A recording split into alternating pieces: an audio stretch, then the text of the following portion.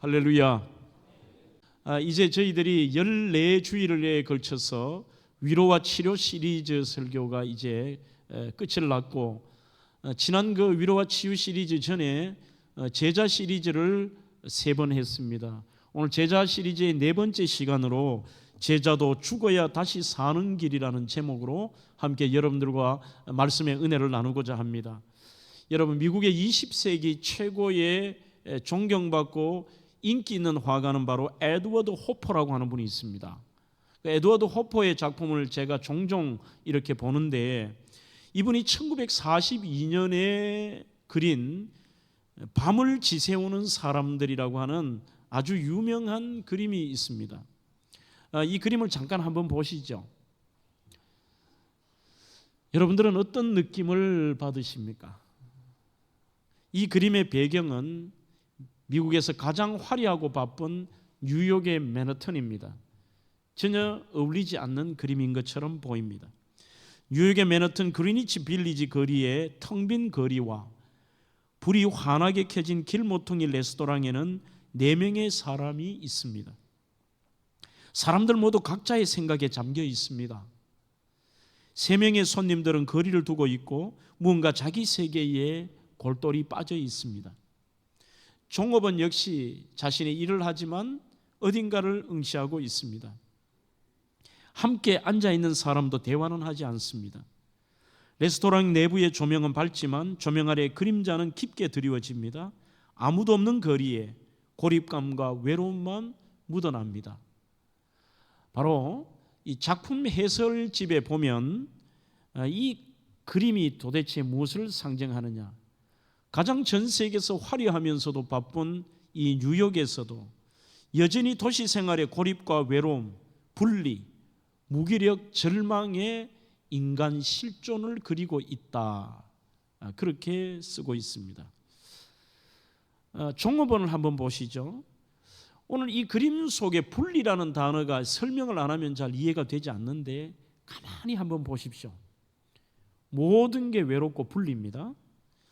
종업원은 당연히 종업원이라 할 수 있지만 바 테이블에 의해서 물리적으로 사람들, 손님과 단절이 되어 있습니다. 또 빨간색 옷을 입은 여성을 보면, 아니 여성은 옆에 남자도 있고 뭔가 굉장히 따뜻하고 뭔가 사랑을 나누는 것처럼 보이지만 절대 그게 아니라, 가만히 그림을 보시면 이 여인의 오른팔을 주목을 해보시죠.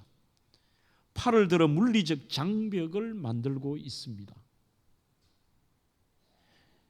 그리고 반대쪽 남성을 보시면 등을 보이며 어깨를 방어적으로 구부린 채 어디에도 끼지 못하고 홀로 외로이 분리된 상태에서 이 대도시에서 외롭게 지냅니다.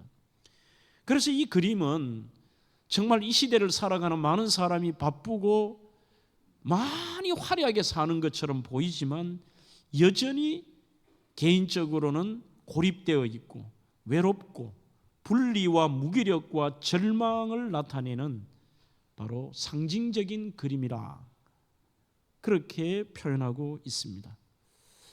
아마 이 대도시를 살아가면서 여러분들에게 방금 제가 언급한 고립, 외로움, 분리, 무기력, 절망이라고 하면 우리가 겉으로 보면 이것이 우리의 해당되는 것이 아닐지 모르지만 사람들의 내면에 깊이 들어가면 이러한 것이 오늘 이 시대의 인간의 실존의 모습일 수도 있습니다.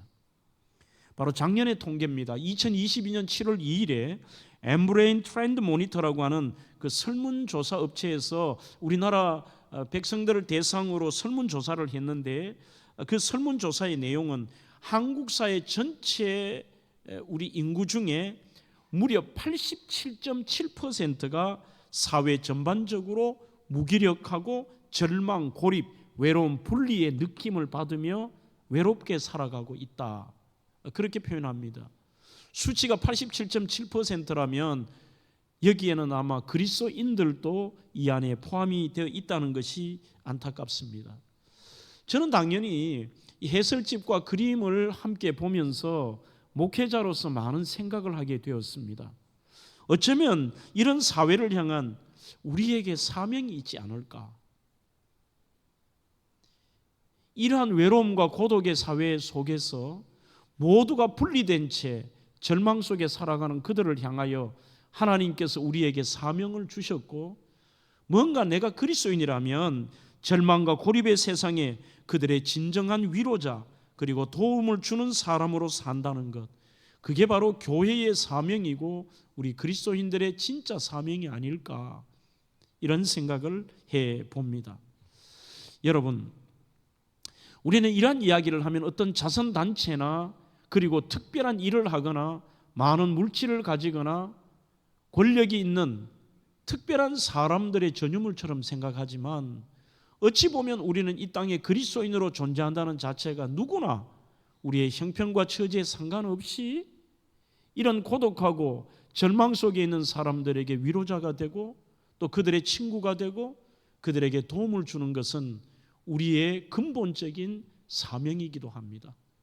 우리는 이 사명을 잊어버릴 때가 참 많습니다.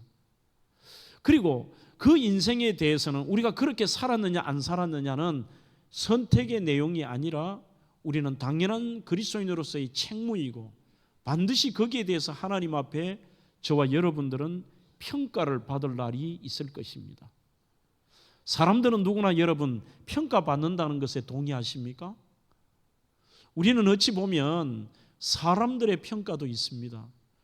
오늘도 우리 집사님, 새가족 집사님 돌아가셔서 오후에 제가 입관 예배를 갈 텐데요, 누구나 이 목회자는 수백 명의 사람들의 장례를 보면 흘러가는 말이라도 그 사람에 대한 평가를 하게 되어 있습니다. 아, 저분은 어땠다, 참 안타깝다, 참 잘 살았다, 귀하다, 저분은 참 희생적으로 살았어, 저분은 참 불쌍해, 여러 가지의 평가를 합니다. 그리고 우리는 깨닫지 못하지만 어찌 보면 교회에 대한 평가도 목사는 가장 많은 평가를 받는 사람입니다. 전국적으로도 평가를 받고 어땠다 저땠다. 여러분들 성도들의 모든 그런 일거수일투족과 삶과 우리 교회에 대한 것들이 그 평가가 곧 저의 평가가 되기도 합니다. 심지어 여러분들은 받지 않는 것처럼 보이지만 누구나 그 사람의 뒤에서는 자신만 모르지만 전부 평가를 합니다. 저 사람 어때? 이 사람 어때? 하지만 이것보다 우리는 어찌 보면 죽음 앞에서 하나님 앞에 사람 앞에 평가를 받는다는 사실이죠. 그래서 우리는 그 평가를 위해서라도 이 땅에서 우리는 그리스도인 다움의 삶, 정말 하나님이 원하시는 것은 나 자신에 머무르는 것이 아니라 우리는 이웃을 향하여 세상을 향하여 너가 어떻게 살았느냐, 이 평가가 반드시 있다는 것입니다. 그 평가에 대해서 성경 전반적으로 우리는 예수님의 제자라고 하면 예수님을 따라다녔던 12제자나 70인이라든지 이런 남성들을 제자로 생각하는데, 오늘 한 초대교회에 소박하고도 이름 없이 빛도 없이 살아갔던 한 여성을 향하여서 제자라고 하는 칭송을 하면서 이 여인에 대한 평가가 나오고 있습니다.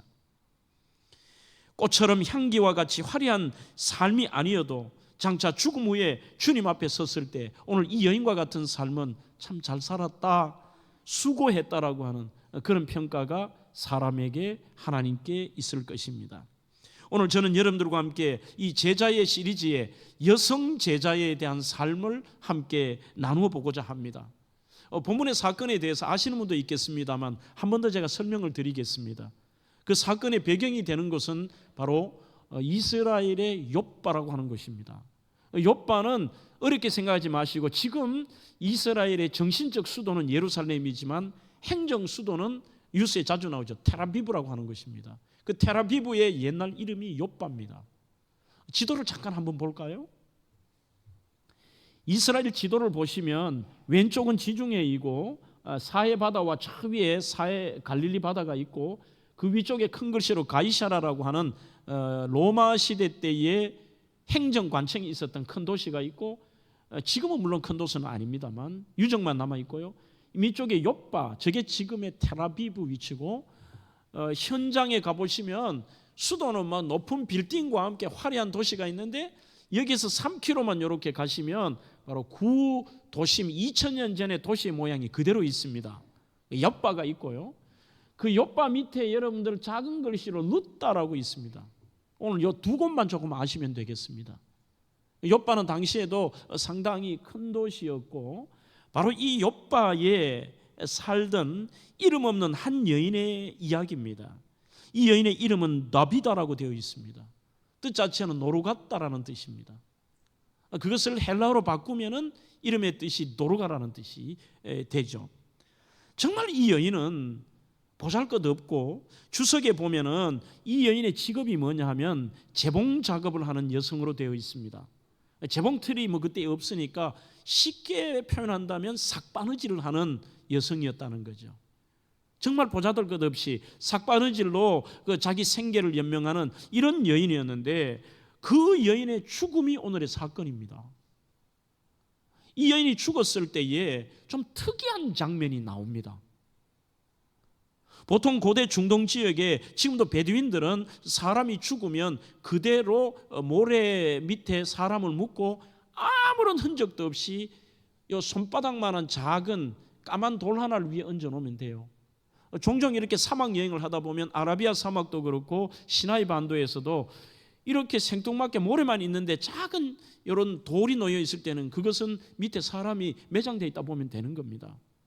그들은 죽으면 바로 그날 그곳에 매장을 해버립니다. 하지만 특히 우리 대한민국은 보면 아직은 기독교인이라 하면서도 많은 유교적인 이 장례 문화를 가지고 있습니다. 3일장이나 5일장이냐 심지어는 이거는 기독교적인 표현도 아닌데 돌아가시고 사물을 한다든지 여러 가지 이런 유교적인 것과 심지어는 기독교인이면서도 불교적인 색채까지도 가지고 와서 짬뽕이 된 걸 보게 되는데요. 하지만 특히 이 유대인들은 사람이 죽은 후에 곧바로 매장을 하는 풍습입니다. 그래서 죽으면은 그 시체를 이렇게 돈이 있는 사람은 향유로 닦고 돈이 없는 사람은 물로 닦습니다. 닦은 다음에 세마포를 입혀서 바로 동굴 같은 무덤에다가 층층으로 되어 있는 그 아래쪽부터 차례대로 이렇게 시신을 갖다 놔버리죠. 한데 오늘 이상한 일이 벌어집니다. 바로 이 욥바의 다비다라고 하는 그 보잘것없는 여인이 죽어서 정말 가난했다는 것을 우리가 그 본문에서도 느낄 수 있는 게 뭐냐? 그 시체를 씻었다고 되어 있습니다. 부유했다면은 절대로 씻지 않고 향유로 닦습니다. 물로 씻은 다음에 당연히 대충 이렇게 세마포를 말아가지고 좋은 세마포도 아니고 그냥 지금 우리로 말하면 공동묘지와 같은 그런 동굴에다가 집어넣으면 끝인데 희한한 장면이 나와 있습니다.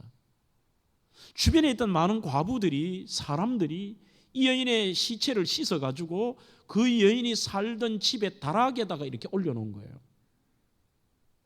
그렇게 다락을 올려놓고 거기에 있는 사람들이 조금 전에 제가 지도에 보여드렸습니다. 가까이 있죠. 아래쪽에 루따라고 하는 곳에서 예수님의 제자 베드로가 선교 활동을 하고 있었습니다. 전도와 선교 활동을 하고 있는 그곳에 사람을 보내어서 베드로 선생님 좀 빨리 와달라는 겁니다. 급하게 와서 우리 이 다비다를 좀 살려달라는 거예요. 사람이 죽어버렸는데 좀 그것부터 특이합니다. 생명이 무슨 이 여인이 질병으로 죽었다고 성경이 되어 있습니다. 그러면 와서 고쳐달라면 이해가 되는데 이미 죽어버려서 끝이 난 상황인데도 와서 제발 우리 다비다 좀 살려달라. 무엇을 여러분들 느끼겠습니까? 얼마나 사람들이 이 다비다를 좋아하고 안타까워하고 정말 사랑했던지 이 여인은 죽어서는 안 된다는 겁니다. 우리를 위해서도 죽어도 안 되니까 제발 이 여인 좀 살려달라는 것이죠. 베드로가 급하게 갔습니다. 루따에서 욥바에 가보니까 시체를 완전히 동굴에 넣지도 않고 그냥 다락에다가 얹어놓은 겁니다. 무슨 뜻인지 압니다. 그곳에서 베드로가 하나님 앞에 간절히 기도한 다음에 드디어 명령을 합니다. 다비다 쿰, 다비다야 그곳에서 일어나라. 다락방에 올라가 기도하고 다비다를 이렇게 세우니까 일어납니다. 결국 살아났습니다. 이 기쁨의 아름다운 인생, 도대체 이 다비다가 어떤 인물인가를 통해 우리는 진정한 이 시대에도 진짜 제자가 누구인가를 깨닫게 될 것입니다. 가장 먼저 이 도르가는 비록 굳은 일을 하는 보잘것없는 여성이었지만 제자라 불릴만 한 삶이었습니다. 본문에 그리스도인에 대한 여러분들 단어가 몇 가지 나옵니다. 저는 여기서 하나 더 붙이고 싶습니다. 동일하게 우리는 지금 내가 기독교인이라고 내 항목에 쓰기도 하고 우리가 교회 주일이 되면 나오지만 엄밀한 의미에서 교인도 있을 것이고 성도가 있을 것이고 제자가 있을 것입니다. 본문은 성도와 제자라는 그런 두 가지 단어에다가 또 다른 이 일반인 과부라는 말도 나옵니다. 32절에 보시면 루다에 사는 성도들에게도 내려갔더니 그렇게 되어 있습니다. 36절에 욥바의 다비다라는 오늘 주인공을 얘기합니다. 하는 여제자가 있으니 그 이름을 번역하면 도르가라. 아주 독특한 단어를 여기서 쓰고 있습니다. 41절에는 똑같은데도 그렇게 표현합니다. 성도들과 과부들을 불러. 여러분, 교인이라는 것은 내가 예수를 믿든지 안 믿든지 그 속에 신앙이 있든지 없든지 간에 적을 교회에 두고 생활하는 사람을 우리는 교인이라고 합니다. 성도는 참 좋은 말입니다. 성도는 헬라어로 하기우스라는 이 말은 거룩한 자들의 무리라는 뜻입니다. 내 삶을 거룩하게 하고 구별되게 그렇게 드리는 무리들. 하지만 여기 여제자에 대한 단어는 처음으로 이곳에서 사용하고 있습니다. 마테트리아라고 하는 아주 독특한 단어를 여기서 씁니다. 그것은 어떤 의미냐? 제자라는 것은 예수님 3년 따라다닌다 이런 의미가 아니라 그 예수를 믿는 사람들 가운데 진짜 성도의 삶은 자기 자신도 구별된 거룩한 경건한 삶을 사는데 플러스 남에게 복음과 사랑을 실천하는 삶을 사는 사람, 이 두 가지가 병행된 사람들을 소위 마테트리아라고 부르는 것이죠. 오늘 도대체 제자의 삶이 뭘까? 제가 J.D. 그리어라고 하는 분의 그 영문 책에서 한번 옮겨보았습니다. 한번 내가 교인인지 성도인지 제자인지 한번 점검해 보시죠. 이 J.D. 그리어는 제자의 삶, 특히 마테투리아라고 하는 이 마르다와 같은 삶의, 다비다와 같은 삶의 특징이 뭐냐? 첫째가 관용의 영혼이다, 그렇게 쓰고 있습니다. 굉장히 너그럽다는 거예요. 왜? 어떤 부분에 보면은 많이 막 이렇게 좀 인색하고 강직하고 강팍하고 냉정하고 이런 거 있잖아요. 그건 여러분들 성격이 아닙니다. 우리가 예수의 복음이 들어가고 진짜 예수의 제자가 되면 그 특징 중에 하나가 이 J.D. 그리어는, 오늘 제가 시간이면 한 2시간, 3시간 되면 이 6가지만 해도 오늘 하루 종일 하겠는데 제목만 말씀을 드립니다. 그 제자의 삶의 특징은 관용의 영혼이다. 영혼 자체가 주님이 나 같은 사람도 용납하셨는데 굉장히 너그러운 삶을 사는 거죠. 두 번째는 밝다, 이렇게 쓰고 있습니다. 경건의 삶이 밝다. 우리는 경건은 어둡다고 생각합니다. 무겁다고 생각합니다.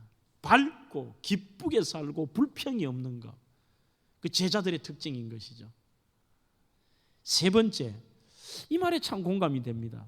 제자들은 시선이 다르다, 이렇게 씁니다.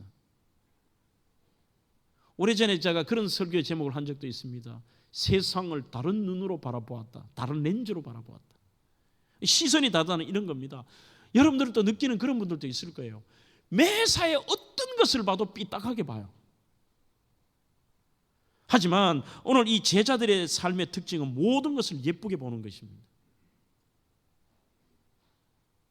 어떤 경우 이런 게 많습니다.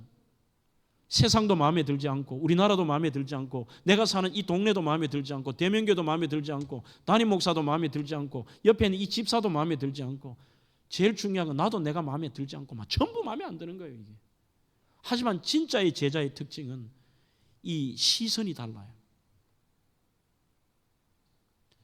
좀 쑥스럽지만 우리 옆에 분하고 같이 우리가 제가 만든 인사 한번 해볼까요? 집사님, 세상은 아름답습니다. 세상이 아름다운 것은 대한민국이 아름답기 때문입니다. 대한민국이 아름다운 것은 대구가 아름답기 때문입니다. 대구가 아름다운 것은 대명교회가 아름답기 때문입니다.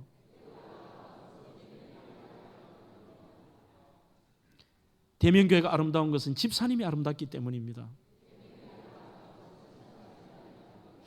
마지막은 많이 쑥스럽지만 집사님이 아름다운 것은 제가 아름답기 때문입니다.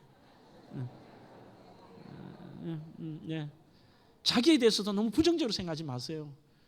우리 하나님의 자녀로서 모든 게 마음에 들지 않는 그 제자는 다른 시선으로 살아가는 겁니다. 네 번째, 세속적인 것에서는 철저히 자신을 죽인다. 엉뚱한 것이 이게 아니라 특히 세속적이고 인간적인 인본주의적인 나를 죽이는 것. 다섯째, 단순한 생활 양식이다. 단순한 생활 양식. 오히려 제자들은 복잡하지 않습니다. 어떤 집사님도 이런 말씀을 합니다. 목사님, 내 인생은 왜 이리 단조로울까요? 왜요? 나는요, 교회 편의점 집, 교회 편의점 집, 편의점 하시는 분이니까 교회 편의점 집, 교회 편의점 집. 제가 그랬어요. 그게 멋진 거라고. 그 속에서도 교회 안에서도 수많은 일들과 또 자신의 생업과 가정과 이거보다 우리의 단순한 생활 양식이라는 것은 이런 것입니다. 누가복음 5장에 바로 베드로와 예수님의 사건처럼 노련한 어부입니다. 평생 잔뼈가 굵었습니다. 그렇게 호수에서 잔뼈가 굵었는데 어느 날 아무것도 잡지 못하고 문제 앞에서 예수님께서 대낮에 그물을 깊은 데 가서 던지라는 겁니다. 그때는 그 시간에는 그게 고기가 없습니다. 그때에 베드로가 아주 단순한 대답을 합니다. 말씀에 의지하여 그물을 내리겠습니다. 말씀에 의지하여. 단순합니다. 내 생각 따지고 경험 따지고 철학 따지는 게 아니라 단순하게 그냥 주님 가라고 하면 가고 서라고 하면 서고 하지 말라고 하면 안 하고 하라고 하면 하고. 오늘 왜 그래도 오늘 일부 때는 청년들이 좀 많이 나왔던데요. 청년들은 희한하게도 하지 말라는 거 잘한다니까요. 너무 복잡해요. 생각이 많아요. 그거 왜 꼭 안 해야 돼? 이거는 왜 이래? 제자들은 단순한 양식입니다. 여섯째는 자신의 어려움보다 다른 사람의 아픔, 고통, 외로움이 보인다. 그게 제자래요. 나 자신의 경험만을 유지하는 게 아니라 남이 보이는 것입니다. 그들이 예수 믿지 않았어. 오늘 복음의 이 진술을 모르고 천국 없는 지옥 가는 그들이 보여요. 너무 불쌍하고 삶의 고통과 외로움 속에 있는 이 대도시 속의 고독함 속에 있는 그가 보이는 것입니다. 그래서 유진 피터슨이라는 분은 제자도라는 게 뭘까? 마음속으로 믿는 것을 우리의 일상의 삶에 실천하며 나타나도록 하는 것이 그게 제자다. 이렇게 말하고 있습니다. 우리의 삶에 나타나는 것.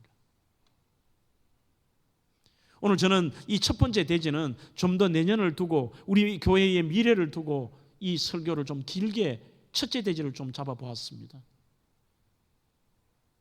이게 우리 교회 방향이 되어야 될 것이다. 책을 하나 소개합니다. 조나단 도우슨의 복음 중심의 제자도라고 하는 책에 보면은 아주 충격적인 단어를 쓰는데 지금의 이 현대 교회들 중에 3분의 1쪽짜리 복음이 많다 이렇게 써놨습니다. 3분의 1쪽. 그러면 3분의 2는 어디 갔냐는 거예요. 인격체이신 예수님이 아니라 교리로 굳어져 버린 예수님의 죽음과 부활에만 초점을 맞추고 있습니다. 복음이 개인의 천국 티켓으로 전락했습니다. 이렇게 되어 있습니다. 그러니까 분명히 우리는 예수 그리스도를 믿음으로만 구원을 받습니다. 행위는 아닙니다. 오직 믿음 100%입니다. 그런데 그것이 맞습니다. 하지만 거기에 대한 삶이 사라져버렸다는 겁니다. 나 예수 믿었어. 마치 천국 티켓을 탄 것처럼 이미 천국 티켓을 탔기 때문에 남들이 욕하든 말든 남들이 어떤 평가를 하든 말든 나는 내 인생 나는 나 하나님 자녀 되었고 천국 가고 나 아무 이상 없어. 누가 욕하든 세상이 욕하든 성도가 욕하든 아무 상관없는 거예요. 그는 이렇게 얘기합니다. 성경적 복음은 주님이신 예수 그리스도에게로 돌아가는 회심의 근거를 둡니다. 그리고 거기서 더 나아가 진짜 제자는 복음에는 나머지 3분의 2가 있습니다. 이 복음은 뭐냐? 하나는 이게 제일 중요한 구원, 예수 그리스도 오직 그분의 죽음과 부활에만 초점이 있고 그 다음에 두 가지 더가 뭐냐? 공동체와 전도입니다. 이 세 가지가 균형을 이루어야 되는 것이죠. 구원은 오직 믿음으로 받고 진짜 구원받은 백성이라면 이게 삶으로 우리의 이 공동체, 교회 안의 공동체와 교회 밖의 공동체가 나 때문에 그 공동체가 아름다워지는 그런 것이 나타나고, 그리고 그들을 향하여 선교와 전도인 것입니다.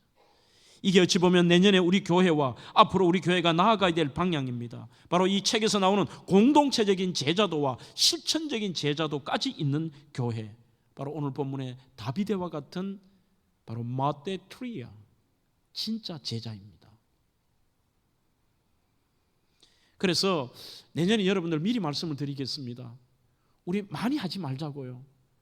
대면교회 어느 다른 교회처럼 무슨 1년에 2번씩 막 전도 작정을 매일 시키고 교인들을 달달 볶고, 우리 그거 안 해요. 우리 성도들 주일날 와서 친정처럼 위로받고 치유받고 다시 회복돼서 나서 한 주 살면 되잖아요. 너무 제가 이걸 강조해서 그런지 몰라도 우리 교회는 새가족들이 많이 오는데 자진해서 오신 분들이 많아요. 그 말은 성도들이 전도에 대한 이 갈급함이 없는 것 같아요. 그래서 내년에는 제가 이렇게 숫자를 한번 적어놔 보려고요. 우리 교회는 다른 거 하지 말고 나부터 1. 그러니 1년 내내 한 사람만 품고 그분을 위해서 기도하고 그분의 영혼 구원을 위해서. 그래서 내년에는 무조건 1만 머리에 딱 넣고 특별히 작정도 하지 말고, 막 그것은 충분히 저희들이 기도하고 간절한 애씀 속에 가능한 것이지만, 오늘 그것보다도 제가 초점을 맞추는 것은 공동체적인 제자도, 이 조나단 도우슨이 얘기한 실천적 제자도를 우리 교회가 어떻게 실천할 것인가. 그러면서 그는 자기 교회에서 하는 이 파이트 클럽이라고 하는 것을 소개하고 있습니다. 혹시 들어본 적이 있습니까? 파이트 클럽이라고 하는 게?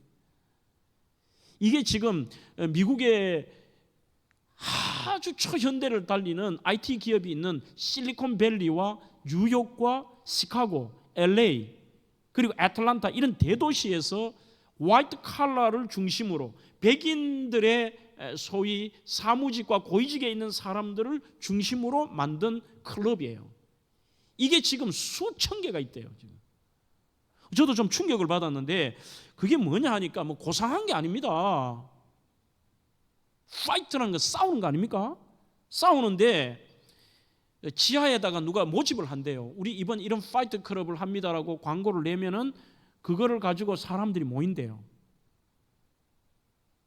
구글에서 근무하는 사람, 마이크로소프트 근무하는 사람, 온갖 사람들이 모이는데 주로 모이면은 높은 수준의 이런 모임이 아니고, 자기들은 사회적 지위가 높지만 진공청소기, 변기 커버, 과자 굽는 쟁반, 잡지로 싼 막대기를 무기로 서로 싸우는 거예요.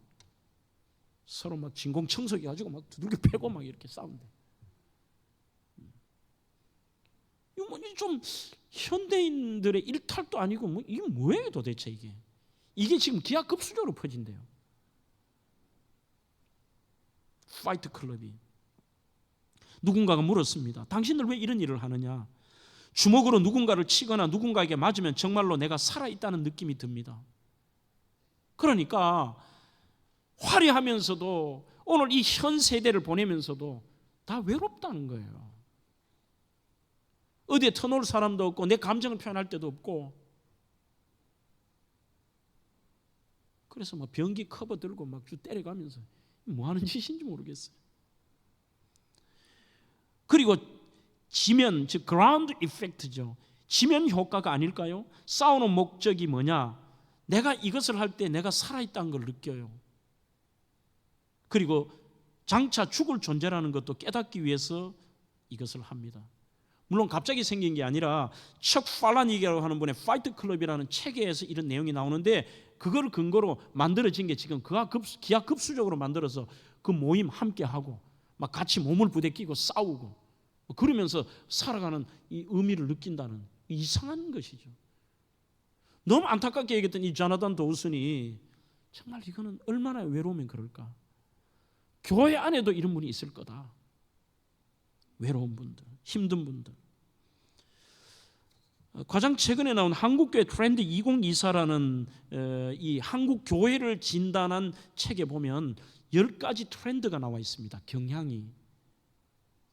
젊은이들 같은 경우는 30대, 40대는 플로팅 크리스찬이라고 해서 붕 떠 있다는 거죠. 어디에 정착하고 신앙의 깊이가 아니라 붕 떠가지고 영상으로 여기도 들어가 보고 저기도 들어가 보고 교회 예배란 자체도 이게 나한테는 맞지 않고 여기도 마음에 안 들고 저기도 그렇고 어찌할 수 없이 안 하니까 찜찜하고 그런 이 붕 떠 있는 플로팅 크리스찬이 이게 지금의 모습이래요. 이 플로팅 크리스찬이. 하지만 이 책에서 그 트렌드들 중에 1번이 뭐냐 하면은 좀 충격적이었습니다. 외로운 크리스찬이래요. 우리는 성도라고 하면 안 외로울 줄 압니다. 이 공동체 안에 들어와 있고 하나님의 자녀인 우리는 외롭지 않다고 생각하는데 1번이 지금 한국교회 경향이 뭐냐? 성도들이 외롭다는 거예요. 호포의 그림은 세상으로 이해를 해서는 안 됩니다. 심지어 46%이 책에 보면은 성도들 가운데서도 46%가 외로움을 느끼고 있다는 것이죠. 저는 여기에서 굉장히 미안함을 느낍니다. 저희 교회도 보면은 이제 19년째로 넘어갑니다만 18년 전에 우리 대면교회 계시던 분이 그 이후로 제가 부임하고 오신 분들이 85%예요. 그런데 과연 우리 교회 성도들은 외롭지 않을까? 너무 죄송한 거예요. 그러면 오래된 성도님들은 외롭지 않을까? 우리가 정말 건강한 이들의 고독과 고립과 분리와 그리고 절망과 외로움이 있을 때에 옆에 누가 있을까? 우리 성도들도 이 통계가 46.7%라면 많든지 적든지 하는 우리 교회도 있다고 봐야 되겠죠? 이걸 어떻게 해야 될 것이냐? 그래서 이 조나단 도우스는 자기 교회에 이 파이트 클럽을 만들었어요. 파이트 클럽을 만들었는데 그 파이트 클럽은 진짜 모여서 막 스트레스 풀고 싸우고 막 이게 아니라 우리는 성경에도 이 싸움이라는 단어가 나오는데 그게 바로 디모데후서에도 나왔듯이 우리는 선한 싸움을 싸우는 이 클럽이 필요하다. 함께 싸워줄 수 있는 예수님 안에서 믿음을 지키고 믿음을 성장하고 우리가 함께 이분이 정말 어렵고 외로울 때 친구가 되어주고 오늘 이 다비다처럼 그들의 아픔을 함께 나눌 수 있고 그들의 그 연약함을 도와줄 수 있는 이 선한 싸움인데 그래서 이 도우스님 만든 파이트 클럽은 자신의 1번이 자신의 죄를 알고 죄와 싸우는 혼자 이겨내기 어려울 때 옆에서 같이 그 문제에 대해서 하고 기도해주고 이 죄에 이길 수 있도록 해주는 거, 주님을 더욱 신뢰하게 하는 거, 기도하는 거, 믿음의 선물을 주는 거, 독서 토론하는 거, 성경을 함께 읽는 것들. 그러면서 이렇게 표현합니다. 절대 인간적인 일들이나 농담이나 남의 흉이나 불평이나 세속적인 것이나 남의 말을 하지 말라는 거예요. 한국교회가 수많은 제자 훈련들과 수많은 구역이 있고 수많은 모임이 있지만 왜 이런 모습으로 전락합니까? 왜 성도들이 외롭다고 얘기를 합니까?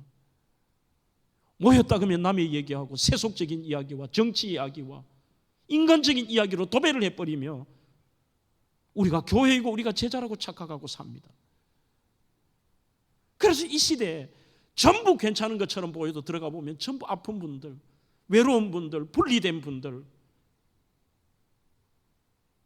이해가 돼요. 제가 이해가 돼요. 오늘 이 조나단 도슨 목사님의 교회는 2주에 한 번 금요일에 만난다고 합니다. 그리고 늘 그분들을 위해서 기도하고 온전한 그리스도인으로서의 이 공동체적 제자도를 이루어가는 우리도 저 이거 앞으로 하고 싶어요.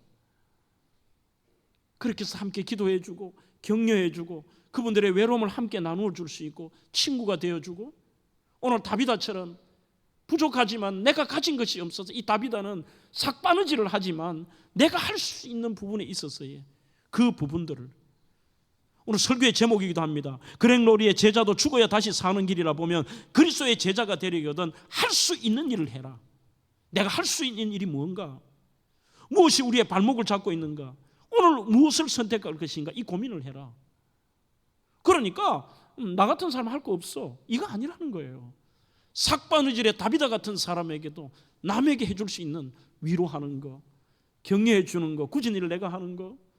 자기가 옷은 이렇게 잘 손질을 하니까 오늘 본문에도 나와 있지 않습니까? 과부들 어려운 사람 속옷 만들어주고 겉옷 만들어주고. 여러분들 이게 진짜 제자 아닐까요?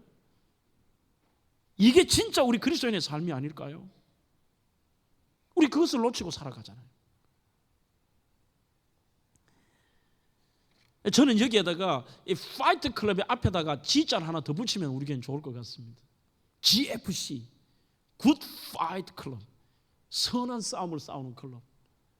맨날 모여서 부정적인 싸움하고 안 되는 싸움하고 이거 말고 이 되는 싸움, 선한 싸움, 하나님 기뻐하는 싸움, 저 연약한 사람을 세워주고 위로하고 함께하는 이 싸움.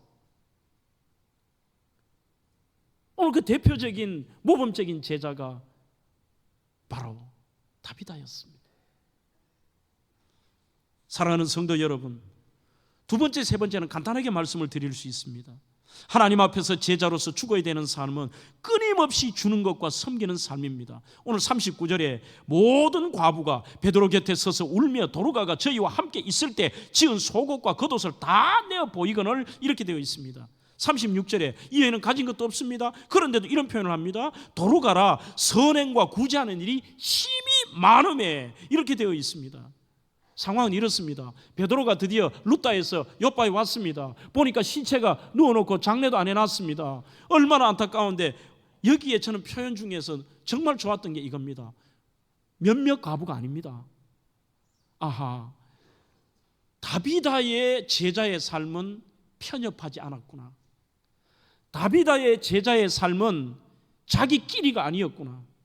우리는 나하고 친한 사람, 나하고 뜻이 맞는 사람, 그 너무나도 이게 잘못된 거예요. 모든 과부가 곁에 서서 울면서 여기 왔는 제자 베드로에게 이렇게 얘기해요. 제가 한번 그대로 흉내를 내보겠습니다.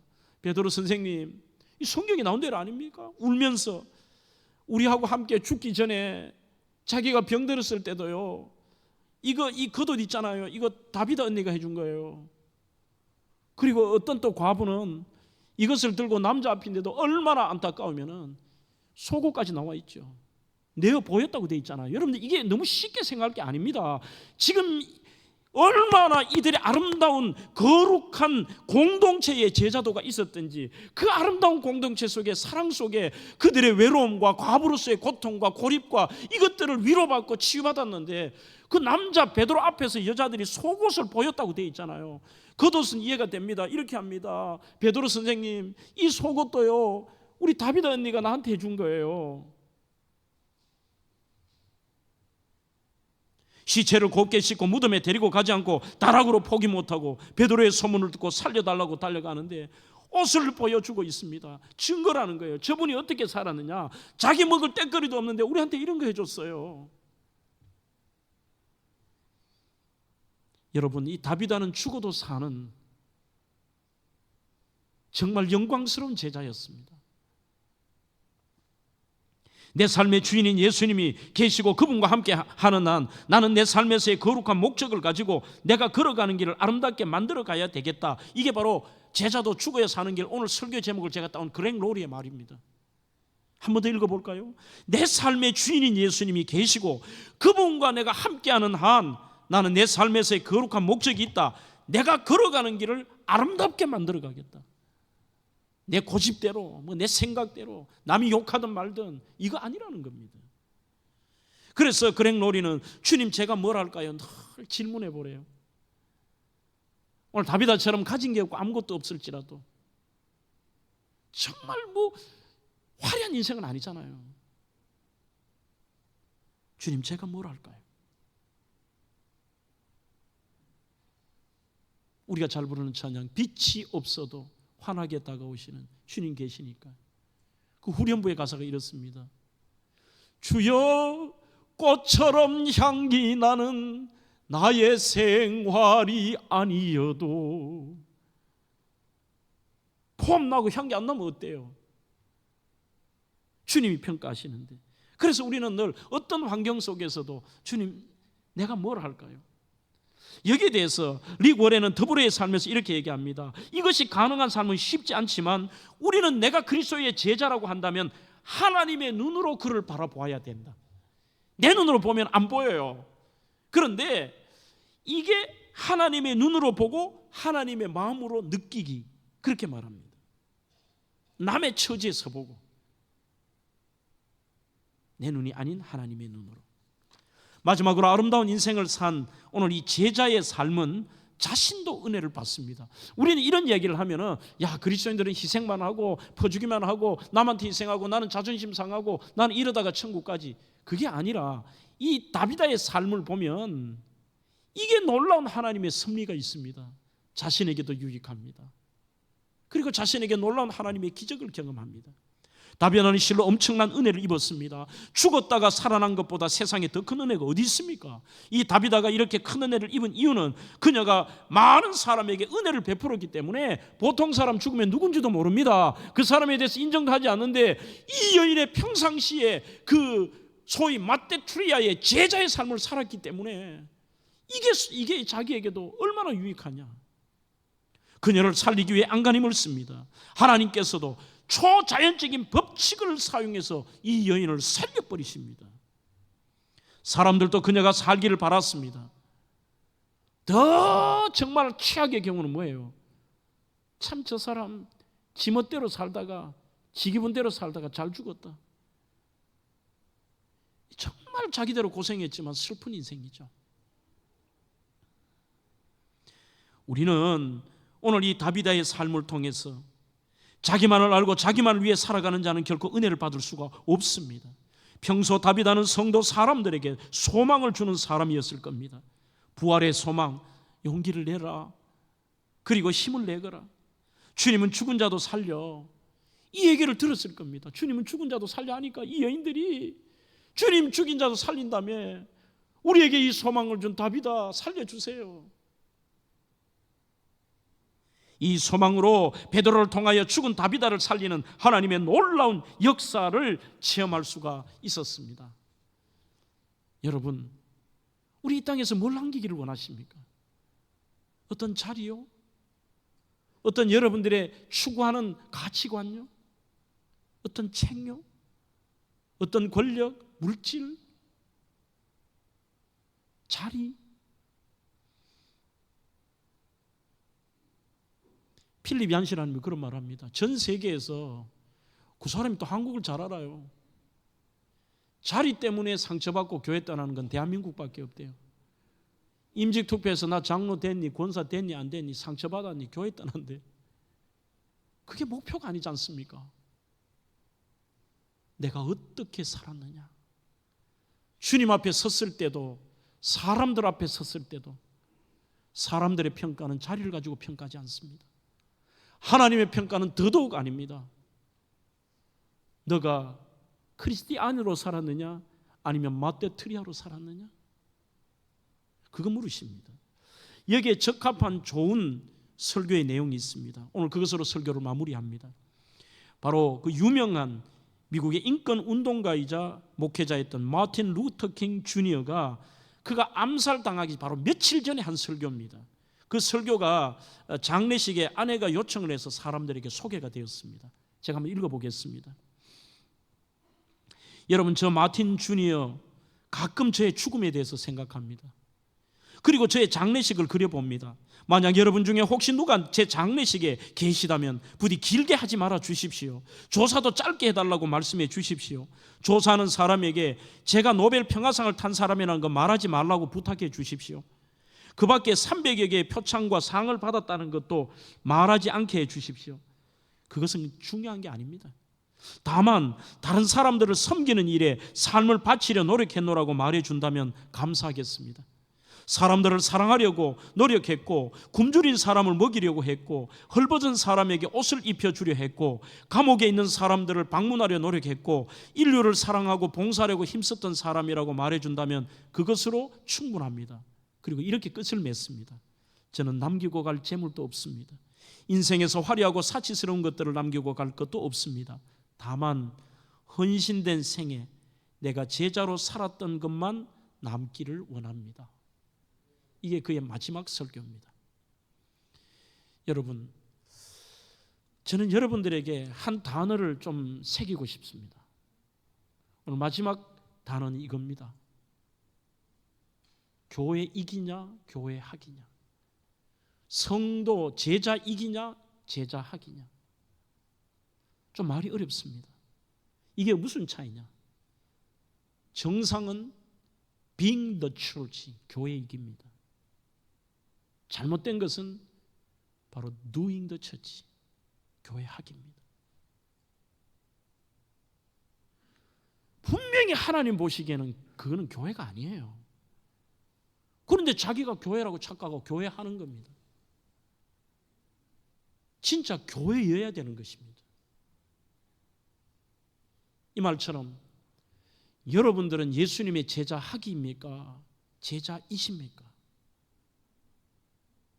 자기 방식으로 자기는 주님은 제자라고 생각하는데 자기가 제자 하기를 해요. 우리는 진짜 제자여야 되는 것입니다. 저는 진심으로 저와 우리 온 성도들이 오늘 이 다비다의 삶을 통해서 이 시대에 우리가 하나님 앞에 진짜 제자이기를 주의 이름으로 축원합니다.